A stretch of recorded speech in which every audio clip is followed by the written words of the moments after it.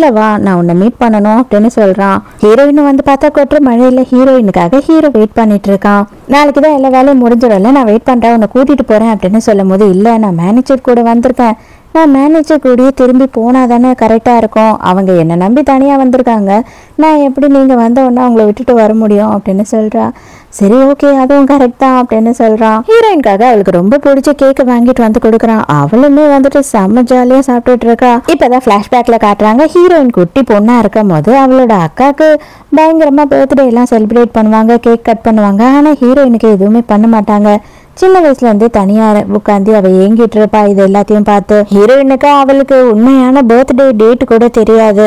அப்ப அவன் ஹீரோ சின்ன வயசுலயே கேக் கொடுத்து என்ன சொல்லுவான் அப்படின்னா, உனக்கு எப்ப ஆசையா இருக்கோ அன்னைக்கு கேக் சாப்பிடு, அன்னைக்கு எல்லாமே உன் பர்த்டேன்னு நினைச்சுக்கோ அப்படின்னு சொல்லுவான்.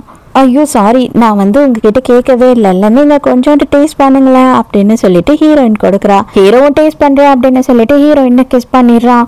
பண்ணது மட்டும் இல்லாம ரொம்பவுமே நல்லா இருக்கு, நல்ல டேஸ்ட் தான் அப்படின்னு சொல்றான். ஹீரோயினுக்கு என்ன பண்றதுன்னே தெரியல. அட பாவி, ஆல்ரெடி நீ வந்து ஒரு கேர்ள் ஃப்ரெண்டை வச்சுக்கிட்டு இந்த வேலையெல்லாம் பண்றியா அப்படின்னு சொல்லி கோவப்படுறா. எப்படி ரியாக்ட் பண்றதுன்னே தெரியாம அப்படியே பேச்சு மாத்துறதுக்கு, நைட்டு நீங்க எங்க தங்க போறீங்க அப்படின்னு சொல்லி கேட்கும் போது, உன்னோட ரூம்ல வந்து தங்கட்டுமா, இல்ல அப்படின்னா நீ வேற எதனா ஒரு ரூம் சொன்னீங்கன்னா நான் வேணா புக் பண்றேன், என் ரூம்ல நீ வேணா வந்து தங்க அப்படின்னு சொல்றா.